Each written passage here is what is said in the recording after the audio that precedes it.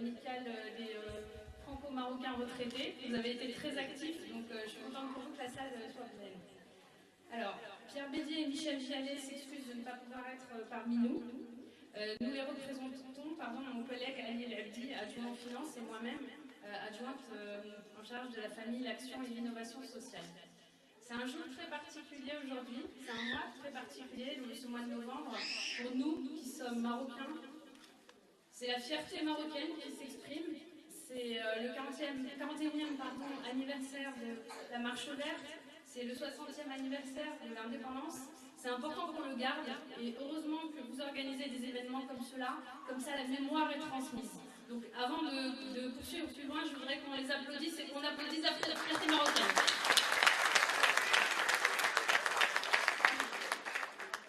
Merci.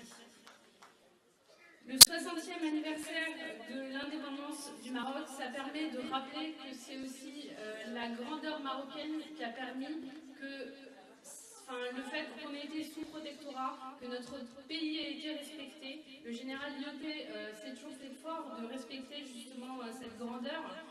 On m'a rapporté, je ne le savais pas, mais je le dis très honnêtement, que quand il est revenu en France en retraite, il a aménagé un salon marocain pour continuer à se sentir au Maroc.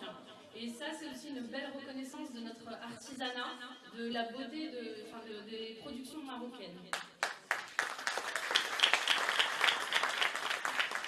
Je pense que nous tous dans cette salle, on a un salon marocain. Je connais personne qui n'a pas le salon marocain quand il est marocain. Alors, on a aussi la chance, l'honneur de célébrer l'anniversaire, le 41e anniversaire de la fête nationale de la Marche verte. Cette marche verte, c'est un symbole, c'est un message, c'est une leçon pour nous tous et c'est important qu'on garde tout ça dans nos mémoires. C'est le message que la paix peut amener à la victoire. C'est une marche pacifique qui a permis d'accéder à cette victoire, à cette réunification du Sahara avec le Maroc, de leur permettre de revenir dans le giron de la mère patrie, vraiment dans cette nation, cette grande nation qu'est le Maroc. C'est très difficile quand on est issu des pays comme le Maroc, le Sénégal, tous ces pays-là. Quand on arrive en France, c'est toujours très difficile, on a l'impression qu'on n'est pas à notre place, qu'on est considéré comme étant moins bien que les autres, on a du mal à trouver du travail, etc. Je pense qu'il y a un vrai travail d'éducation à faire pour transmettre cette fierté. Sûrement que nos parents, quand ils sont venus, quand ils ont traversé la mer, ils ont fait quelque chose d'énorme. Nous, sincèrement, je ne sais pas pour vous, mais moi, je n'aurais jamais pu faire ce qu'ils ont fait. Tout quitter leurs parents, être arrachés. Nous, aujourd'hui, j'ai une sœur qui est repartie s'installer au Maroc avec son mari. Elle est tous les jours sur Skype et par téléphone avec mes parents, avec nous. Mais à l'époque où nos parents sont partis, il n'y avait rien.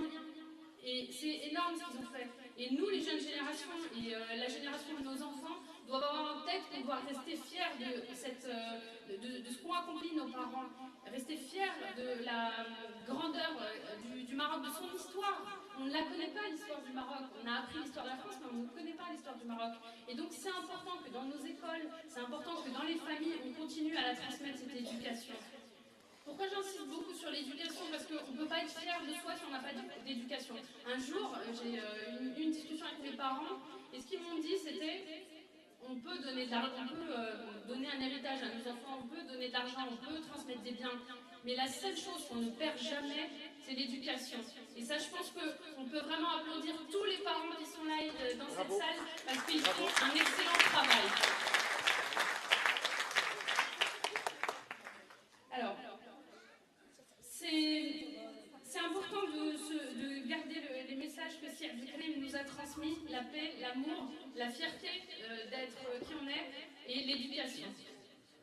Donc, avant de finir, je voudrais vraiment féliciter...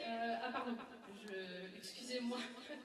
Je voudrais aussi qu'on souhaite la bienvenue à monsieur le vice-consul et à sa femme, et je tiens à m'excuser du fait de ne pas l'avoir fait plus tôt, et on les applaudit très fort.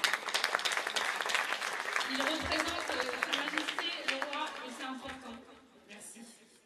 Alors, pour finir, je voudrais féliciter les membres de l'association, donc Sir Zahar et l'ensemble des membres de l'amicale des franco-marocains des retraités du Maroc. On les applaudit. Merci à vous. je sais qu'il va y avoir beaucoup de belles choses, donc profitez-en bien. Salam.